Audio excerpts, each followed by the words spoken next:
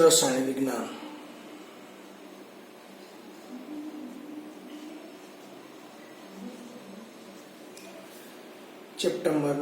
Chapter number 1 ની અંદર આગળના ટોપિકમાં આપણે માપનમાં અનિશ્ચિતતા નો અભ્યાસ કરશું। હવે રસાયણ વિજ્ઞાનની અંદર ઘણી વખત પ્રાયોગિક બાબતો અને સૈદ્ધાંતિક બાબતો બંનેને ભેગી સાંકળવાની થતી હોય છે। તો એ વખતે એમને અર્થપૂર્ણ બનાવવા માટે, એમના પરિણામોને અર્થપૂર્ણ બનાવવા માટે કેટલીક ચોકસાઈથી ગણતરીઓ કરવી જરૂરી હોય છે અને એ ગણતરીના મૂલ્યો ઘણી વખત ખૂબ જ નાના અને ઘણી વખત ખૂબ જ મોટા આવે છે। આવા વખતે એમને કઈ રીતે દર્શાવવું એ આપણા માટે ખૂબ જ અગત્યની બાબત છે અને એના માટે વૈજ્ઞાનિક સંકેત પદ્ધતિ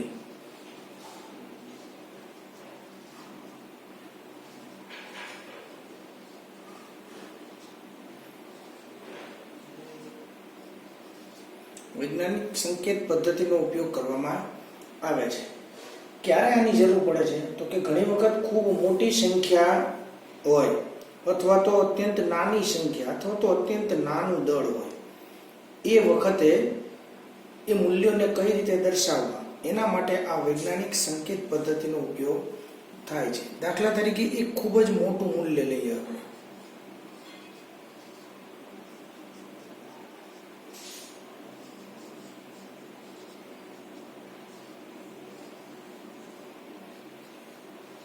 (0.022 × 10⁻23).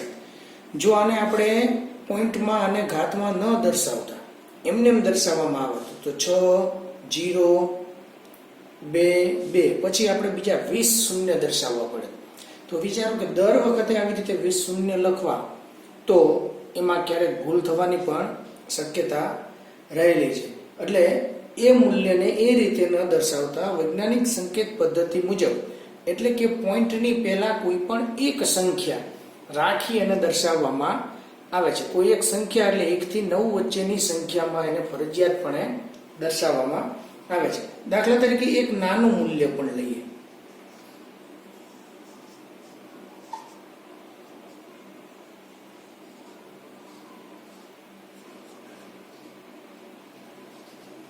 (1.66 × 10⁻24). તો વિચારો કે આ બાજુ આપણે ઘણા બધા 23 જેટલા શૂન્યો દર્શાવવાની જરૂર પડે, ખૂબ ઘણા શૂન્ય દર્શાવવા પડે।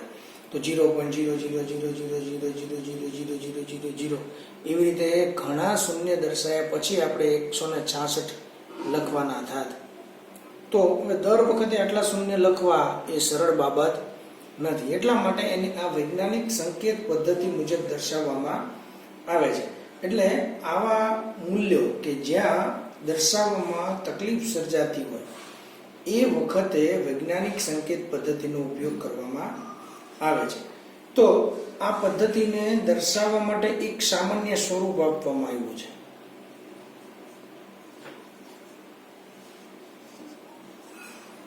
એ સામાન્ય સ્વરૂપ એટલે n ગુણ્યા 10⁻n ઘાત,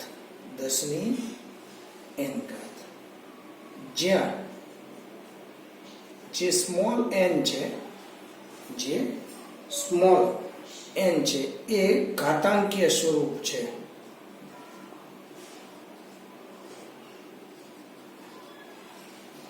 એટલે કે આપણે બીજી રીતે કહીએ તો એને ઘાતાંક કહે છે, જેનું મૂલ્ય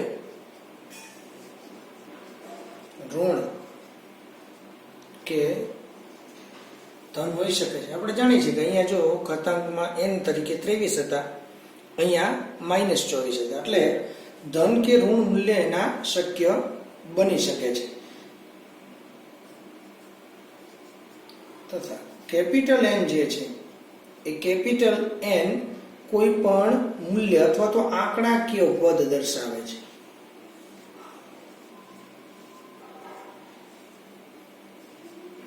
આંકડાકીય પદ દર્શાવે છે જેનું મૂલ્ય 1.000 ઘણા બધા 0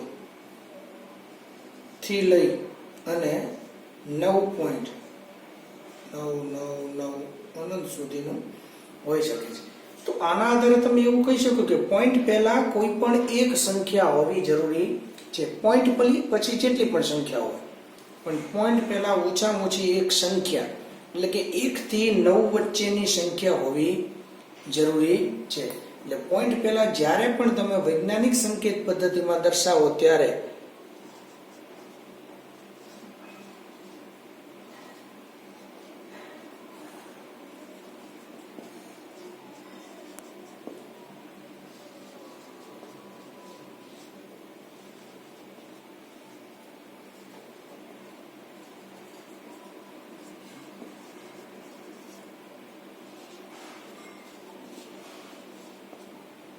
ખાસ આ નિયમને મગજમાં રાખવાનો છે કે પોઈન્ટ પહેલા ઓછામાં ઓછું એક અંક, એક સંખ્યા તમારે લખવી જરૂરી છે. એટલે કે 1 થી 9 સુધીમાંથી ગમે તે 1 2 3 4 5 એવી રીતે 9 સુધીની કોઈ પણ ઓછામાં ઓછી એક સંખ્યા દર્શાવવી જરૂરી છે. આપણે ઉદાહરણ લઈએ, એક ઉદાહરણ લઈએ જે આપણે ટેક્સ્ટ બુકમાં જ આપેલું છે એવું જ ઉદાહરણ લઈએ. 232.508 આને વૈજ્ઞાનિક સંકેત પદ્ધતિમાં આપણે દર્શાવવાનું છે. આ વૈજ્ઞાનિક સંકેત પદ્ધતિમાં નથી એ આપણને ખબર પડી જાય છે. શા માટે? તો કે પોઈન્ટ પહેલા 1 2 અને 3 સંખ્યાઓ છે. આપણે જાણીએ છીએ કે પોઈન્ટ પહેલા એક જ સંખ્યા હોવી જોઈએ. એટલે આપણે પોઈન્ટને કે દશાંશ ચિહ્નને આ બાજુ ખસેડવું જરૂરી છે. તો એટલા બાજુ ખસેડવું એટલે કે અહીંયા લેવું પડશે 2 ની બાજુમાં 32.508. જ્યારે પણ ડાબી બાજુ ખસવામાં આવે ત્યારે 10 ની ઘાતમાં વધારો હંમેશા થાય. એટલે અહીંયા તમે દર્શાવો તો 10 ની 1 અને 2 સ્ટેપ ખસ્યા એટલે 2 વડે તમારે અહીંયા તમે લખી શકો ગુણ્યા 10 ની 0 ઘાત. આપણે જાણીએ છીએ કે કોઈ પણ 10 ની 0 ઘાત એટલે 1 થાય છે. આ સંખ્યાને 1 વડે ગુણો કે ન ગુણો કઈ ફેર પડતો નથી. એટલે ડાબી બાજુ ખસો ત્યારે ઘાતમાં વધારો થાય.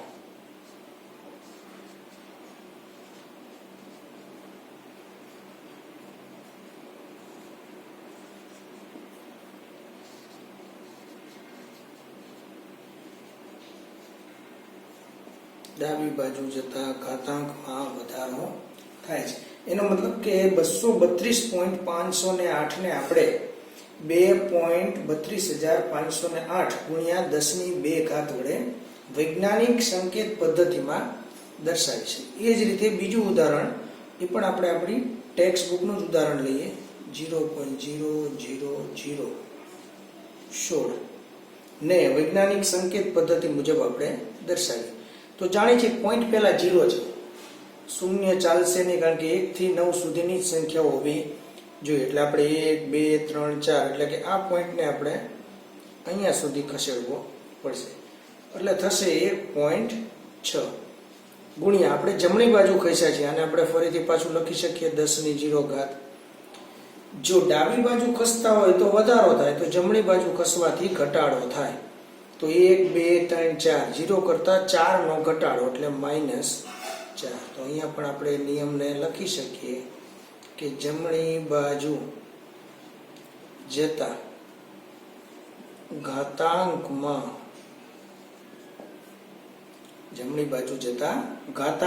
અહીંયા વધારો થતો તો અહીંયા ઘટાડો થાય છે. એટલે ખાસ આ પદ્ધતિ આપણા માટે ખૂબ જ જરૂરી છે. એક જ વાતને ની અંદર મગજમાં આપણે રાખવાની છે કે વૈજ્ઞાનિક સંકેત પદ્ધતિ એટલે પોઈન્ટ પહેલા અથવા પોઈન્ટની ડાબી બાજુએ એક સંખ્યા હોવી જોઈએ. એક સંખ્યા એટલે એકડો એવું નહીં, 1 થી 9 સુધીની કોઈ પણ એક સંખ્યા એની અંદર ફરજિયાતપણે હોવી જોઈએ. તો એને વૈજ્ઞાનિક સંકેત પદ્ધતિ કહેવામાં આવે છે. આ પદ્ધતિ માત્ર અહીંયાથી સીમિત થઈ જતી નથી. એ પદ્ધતિને આપણે સરવાળાની ક્રિયા હોય, બાદબાકીની ક્રિયા હોય, ગુણાકારની ક્રિયા હોય કે ભાગાકારની ક્રિયા હોય, આ બધી જ જગ્યાએ એની જરૂરિયાત ઉદ્ભવે છે. એટલે મૂળ એનું સામાન્ય સ્વરૂપ છે n ગુણ્યા 10 ની n ઘાત. ડાબી બાજુ ખસો તો ઘાતાંકમાં વધારો થાય, જમણી બાજુ ખસો તો ઘાતાંકમાં ઘટાડો થાય. તો હવે એની અંદરથી આપણે એમની ક્રિયાઓ સમજવાનો પ્રયત્ન કરીએ કે સરવાળા બાદબાકી ગુણાકાર ભાગાકારની ક્રિયાઓ હોય તો એ ક્રિયાઓને આપણે કેવી રીતે દર્શાવી શકીએ. તો સૌપ્રથમ આપણે ગુણાકારની ક્રિયાનું એક ઉદાહરણ લઈએ. પહેલા લઈએ ગુણાકાર. ગુણાકારની અંદર આપણે ટેક્સ્ટ બુકનું જ ઉદાહરણ લઈએ છીએ. 5.6 ગુણ્યા 10 ની 5 ઘાત. આ સંખ્યાનો ગુણાકાર આપણે 6.9 ગુણ્યા 10 ની 8 ઘાત સાથે કરવાનો છે. હવે એની અંદર પહેલા સંખ્યાનો ગુણાકાર લઈ લઈએ તો 5.6 ગુણ્યા 6.9 અને એ જ રીતે 10 ની 5 ઘાત ગુણ્યા 10 ની 8 ઘાત. આનો ગુણાકાર આપણે સીધી અને સરળ રીતે કરી શકીએ, જે આપણને મળશે 38.64. તમારે ગુણાકાર કરીને જોઈ લેવાનું છે. હવે ઘાતાંકના નિયમો તમે અગાઉના ધોરણમાં શીખી ગયા છો કે આધાર સમાન હોય ત્યારે ઘાતાંકનો સરવાળો થાય. તો અહીંયા બેયમાં આધાર સરખો છે. નીચે જે સંખ્યા હોય છે એને આપણે આધાર કહીએ છીએ, ઉપર જે સંખ્યા હોય ને આપણે ઘાતાંક કહીએ છીએ. તો અહીંયા બંનેનો આધાર સરખો છે 10. ગુણાકારની ક્રિયા હોય, આધાર સરખો હોય તો ઘાતાંકનો સરવાળો થાય. 38.64 ગુણ્યા 10 ની 8 ની 5 13. આ આપણો ગુણાકારનો જવાબ આવ્યો, પણ વૈજ્ઞાનિક સંકેત પદ્ધતિ મુજબ આ જવાબ સાચો નથી. કારણ કે પોઈન્ટની ડાબી બાજુએ 2 અંકો આવેલા છે. એટલે આપણે અંકને ડાબી બાજુ, અંકથી ડાબી બાજુ આપણે પોઈન્ટને ખસેડવું પડશે. એટલે એક સ્ટેપ ડાબી બાજુ ખસશે. હમણાં જ આપણે નિયમ શીખ્યા કે ડાબી બાજુ જતા ઘાતાંકમાં વધારો થાય, એટલે કે 10 ની 14 ઘાત થશે. ઘાતાંકનો નિયમ ખાસ ન ખબર હોય તો ધ્યાનમાં રાખવાનો છે.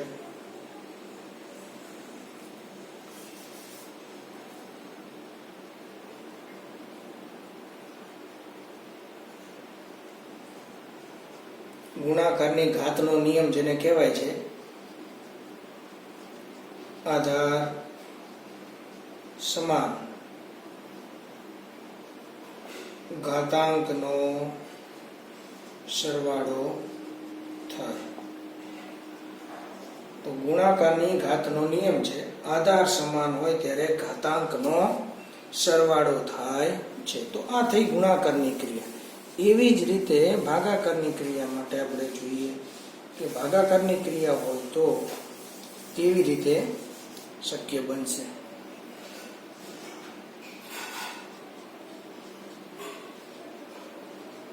તો એના માટે પણ આપણે ઉદાહરણ લઈએ. ટેક્સ્ટ બુકમાં જે આપ્યું છે 9.8 ગુણ્યા 10 ની -2 ઘાત ગુણ્યા 2.5 ગુણ્યા 10 ની -6 ઘાત. અહીંયા પણ આપણે ભાગાકારની ક્રિયા, સંખ્યાનો ભાગાકાર આપણે સીધો જ કરી શકવાના છીએ. એટલે સંખ્યાનો ભાગાકાર આપણે સીધી રીતે કરવાનો પ્રયત્ન કરીએ. અહીંયા ગુણાકારની જ ક્રિયાનું ઉદાહરણ છે. બીજું ઉદાહરણ છે ટેક્સ્ટ બુકમાં જે છે 2.7 ગુણ્યા 10 ની -3 ઘાત ભાગ્યા 5.5 ગુણ્યા 10 ની -4 ઘાત. પેલું જે ઉદાહરણ હતું એ ગુણાકારનું છે. તમે બીજી પ્રેક્ટિસ એની કરજો, કારણ કે ગુણાકારનું એક ઉદાહરણ આપણે જોયું છે. બીજું ઉદાહરણ તમારી પ્રેક્ટિસ માટે, ભાગાકાર માટે. તો એને ભાગાકાર સ્વરૂપે આપણે દર્શાવી દઈએ તો 2.7 ગુણ્યા 10 ની -3 ઘાત ભાગ્યા 5.5 ગુણ્યા 10 ની -4 ઘાત. આ બેનો ભાગાકાર આપણને સીધી રીતથી મળી જશે, જેનું મૂલ્ય મળશે 0.4000 909 જે તમે ભાગાકાર કરીને મેળવી શકશો. આના માટે આપણે હમણાં નિયમ શીખા કે ગુણાકારની ઘાતના નિયમમાં આધાર સમાન ઘાતાંકનો સરવાળો થાય, જ્યારે ભાગાકારમાં આધાર સમાન હોય તો ઘાતાંકોની બાદબાકી થાય. આ બે ઘાતાંકોની બાદબાકી કરવાની છે. 0 ગુણ્યા 10 -3 ના -3 માઇનસ ગુણ્યા માઇનસ એટલે થાય પ્લસ 4.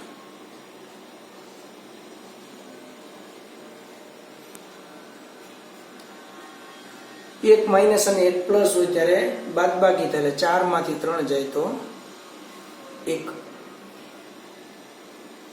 બરાબર. ફરીથી પાછું આપણે જાણીએ છીએ કે આપણો જવાબ આવી ગયો છે, પણ જવાબ સાચો નથી, કારણ પોઈન્ટ પહેલા શૂન્ય છે, પણ સંખ્યા નથી, એટલે જમણી બાજુ ખસેડશો 4.909. જમણી બાજુ જાય તો ઘાતમાં ઘટાડો, એક સ્ટેપ ગયા એક સ્ટેપ ઘટે તો 10 ની 0 ઘાત બનવું જોઈએ. જેને ટેક્સ્ટબુકમાં જૂની એડિશન હશે એને આ દાખલાની ગણતરીમાં ભૂલ છે. નવી એડિશનની અંદર સુધારો થઈ ગયો છે, પણ જૂની એડિશનની અંદર આ દાખલાનો જવાબ તમને 4.909 ગુણ્યા 10 ની -8 ઘાત કરેલો છે. તો તેમને ક્યાં ભૂલ કરી છે એની પણ આપણે ચર્ચા કરી લઈએ. આધાર સરખો એટલે ઘાતાંકોની બાદબાકી થાય. ઘાતાંક અહીંયા -4 હતો, -4 હતો તો એ -4 તો એમનેમ જ રહે, ક્રિયા બાદબાકીની થાય, અને બાદબાકીની ક્રિયા થાય એટલે માઇનસ માઇનસ પ્લસ થઈ જાય, જે તમને ત્યાં માઇનસ જ રાખ્યા છે, એટલે એ ભૂલ છે. અથવા તો તમારે ટેક્સ્ટબુકમાં સુધારો કરવો હોય, જો અહીંયા તમે ધન ઘાત લઈ લેશો તો તમારા દાખલાનો જવાબ તમને એ મુજબ મળી જશે, એટલે આ અહીંયા ભૂલ સર્જાણી છે. તો આ થઈ ભાગાકારની ક્રિયા. આવી રીતે ગુણાકાર અને ભાગાકારની ક્રિયાની અંદર કેવી રીતે વૈજ્ઞાનિક સંકેત પદ્ધતિનો ઉપયોગ કરવો એ આપણે સમજી શકીએ.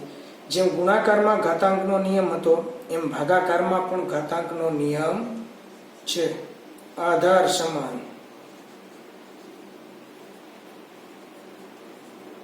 તો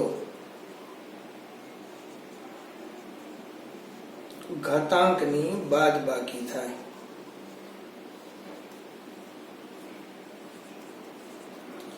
તો ગુણાકારની ઘાતાંકનો નિયમ હતો આધાર સમાન ઘાતાંકનો સરવાળો થાય, જ્યારે ભાગાકારની ઘાતનો નિયમ છે આધાર સમાન તો ઘાતાંકની બાદબાકી થાય. તો આ વાત થઈ ગુણાકાર અને ભાગાકારની ક્રિયા માટેની. એ જ રીતે હવે આપણે સરવાળાની ક્રિયા માટે પણ જોઈએ કે સરવાળાની ક્રિયા હોય તો ત્યાં વૈજ્ઞાનિક સંકેત પદ્ધતિ આપણને કઈ રીતે ઉપયોગી થાય છે.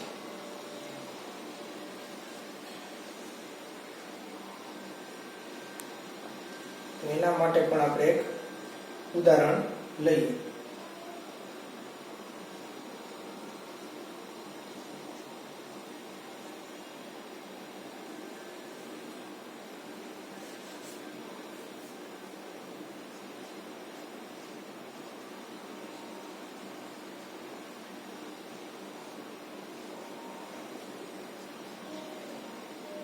બંનેનો આપણે સરવાળો કરવાનો છે. 6.65 ગુણ્યા 10 ની 4 વત્તા 8.95 ગુણ્યા 10 ની 3. હવે ગુણાકાર અને ભાગાકારની અંદર આપણે ઘાતાંકોના નિયમો હતા એટલે ત્યાં એનો સરવાળો બાદબાકી થતો હતો, જ્યારે અહીંયા સરવાળાની ક્રિયાઓની અંદર ઘાતાંક જુદો જુદો હોય તો તમારે ફરજિયાત પણ એને સમાન બનાવવો રહ્યો. તો આને આપણે 10 ની 4 ઘાતમાં ફેરવી દઈએ. 6.65 ગુણ્યા 10 ની 4 ઘાત આને 4 ઘાત કરવી છે, એનો મતલબ એમાં વધારો કરવો છે. વધારો કરવો હોય તો તમારે પોઈન્ટને ડાબી બાજુ ખસેડવો પડે. હવે બંનેની અંદર 10 ની 4 ઘાત સમાન થઈ ગઈ છે, જેને આપણે કોમન કાઢી લઈએ. બાકી વધ્યા 6.65 વધ્યા, આની અંદર વધ્યા 0.855.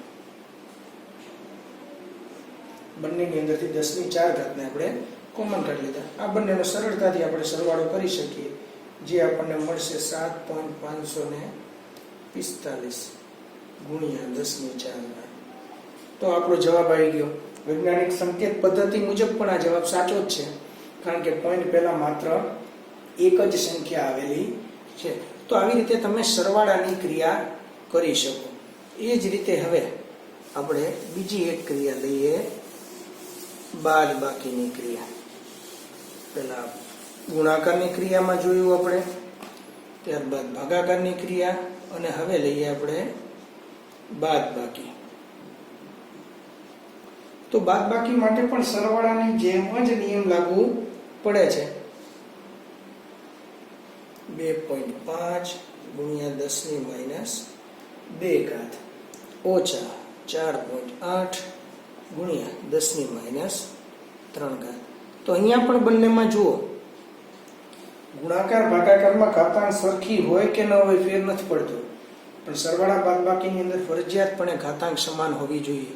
તો પહેલાની ઘાતાંક પહેલાની જેમ આપણે એમનેમ રાખીએ છીએ. આની ઘાતાંકને આપણે 10⁻², એટલે કે વધારો કરીએ છીએ. અને આપણે જાણીએ છીએ કે વધારો કરીએ તો ડાબી બાજુ ખસવું પડે, એટલે 0.48. ખાસ માઇનસ ઘાત હોય ત્યારે ધ્યાન રાખવાનું, -3 કરતા -2 મોટા છે, અને મોટા હોય એટલે ડાબી બાજુ તમારે ખસવું પડે. બંનેની અંદર 10⁻² કોમન થઈ ગયા.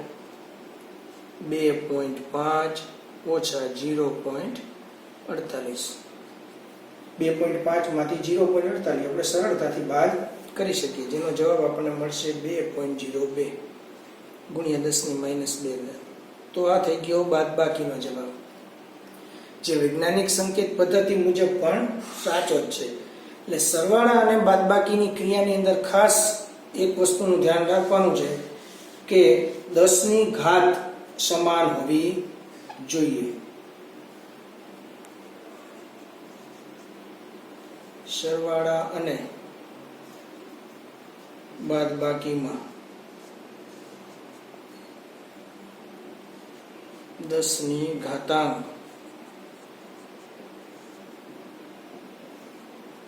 સમાન હોવી જોઈએ, તો જ તમે સરવાળો કે બાદબાકી કરી શકશો. જો સમાન ન હોય તો સમાન કરવા છે. જરૂરી નથી કે બીજી સંખ્યાને જ સમાન કરવી. તમે આને પણ 10⁻³ કરી શક્યા હોત, એને 10⁻³ કરો એટલે ઘાતમાં થયો ઘટાડો. ઘટાડો થાય તો જમણી બાજુ ખસવું પડે, તો આપણે આને જમણી બાજુ ખસેડે. એટલે ખાસ ધ્યાન રાખવાનું, તમે બેમાંથી કોઈ અને સમાન કરી શકો. જે સમાન મળે છે એને કોમન કાઢી લો, એટલે 10⁻⁴ ને કોમન કાઢી લીધી. પાછળ વધ્યા 6.65 વત્તા 0.895, જેનો સરવાળો કરી લીધો. એવું જ અહીંયા પણ છે, બંનેમાં સમાન બનાવી દીધી. 10⁻², કોમન કાઢી લીધા. 2.5, 0.48 બાદબાકી કરી. જો મળતો જવાબ તમારો વૈજ્ઞાનિક સંકેત પદ્ધતિ મુજબ ન હોય તો એને વૈજ્ઞાનિક સંકેત પદ્ધતિની અંદર ફેરવીને તમારે એનો જવાબ લખવાનો છે. એટલે આ આપણા માટે ખૂબ જ અગત્યની બાબત છે. જ્યારે પણ કોઈ પણ દાખલાનો આપણે જવાબ લખીશું ત્યારે વૈજ્ઞાનિક સંકેત પદ્ધતિને ધ્યાનમાં રાખીને લખીશું. એટલે વૈજ્ઞાનિક સંકેત પદ્ધતિ શા માટે જરૂર પડી? તો કે ઘણી બધી જગ્યાએ ઘણા બધા મૂલ્યો ખૂબ મોટા અથવા તો ખૂબ નાના હતા. એ ખૂબ નાના અને ખૂબ મોટા મૂલ્યોને દર્શાવવા માટે આ પદ્ધતિનો ઉપયોગ કરવામાં આવ્યો, જેના સામાન્ય સ્વરૂપ તરીકે n ગુણ્યા 10⁻n દર્શાવવામાં આવી. અને એને ધ્યાનમાં રાખી અને ડાબી બાજુ કે જમણી બાજુ, એટલે એક વસ્તુ ધ્યાનમાં રાખવાની કે જમણી બાજુ ખસે એટલે ઘાતાંકમાં ઘટાડો થાય છે. એક વસ્તુ મગજમાં રાખી દેવાની, જમણી બાજુ ખસતા ઘાતાંકમાં ઘટાડો થાય છે, અથવા તો ડાબી બાજુ ખસતા ઘાતાંકમાં વધારો થાય છે. દાખલા તરીકે અહીંયા આપણે ડાબી બાજુ ખસ્યા હતા, ડાબી બાજુ પોઈન્ટને ખસેડ્યો એક સ્ટેપ, એટલે એટલો ઘાત વધી 3 હતી એની 4 થઈ ગઈ. એટલે ગમે એક યાદ રાખો, કાં ડાબી બાજુ યાદ રાખો ને કાં જમણી બાજુ. તો આવી રીતે સરવાળા, બાદબાકી, ગુણાકાર, ભાગાકારની ક્રિયાઓની અંદર આપણને ઘાતાંકીય સ્વરૂપ ખૂબ અગત્યનું સાબિત થાય છે. એની અંદર ઘાતાંકના બે નિયમો પણ યાદ રાખવાના છે. ગુણાકારનો ઘાતાંકનો નિયમ આધાર સમાન હોય ત્યારે ઘાતાંકનો સરવાળો થાય છે, જ્યારે ભાગાકારમાં આધાર સમાન હોય ત્યારે ઘાતાંકની બાદબાકી થાય છે. આ ગુણાકાર અને ભાગાકાર માટેની વાત હતી. સરવાળા બાદબાકીની અંદર કોઈ નિયમ નથી, પણ ધ્યાન રાખવાનું છે બંનેમાં જે ઘાતાંકીય સ્વરૂપ છે, એટલે કે ઘાતવાળો જે ભાગ છે, એ બંનેની ઘાત સમાન હોવી જોઈએ. જો સમાન નથી તો કોઈ પણ એકને ડાબી બાજુ કે જમણી બાજુ પોઈન્ટને ખસેડી અને ઘાતાંકને તમારે સમાન બનાવવાની છે. પછી જ તમે એને બાદબાકી કે સરવાળો કરી શકશો. તો આપણો એક મહત્વનો ટોપિક વૈજ્ઞાનિક સંકેત પદ્ધતિ અહીંયા આપણે પૂર્ણ કરીએ છીએ. પ્રેક્ટિસ કરજો ખાસ એની. બીજા પણ એક ઉદાહરણ જાતે લખી અથવા તો સ્વાધ્યાયની અંદર ઘણા બધા ઉદાહરણો તમને આપેલા છે, એ સ્વાધ્યાયના ઉદાહરણોની પ્રેક્ટિસ કરવાની છે. છેલ્લે આપણે એક સ્વાધ્યાયની PDF તમને આપીશું, જે દાખલા ગણેલી, અને એના આધારે તમે પણ એની પ્રેક્ટિસ કરી શકશો.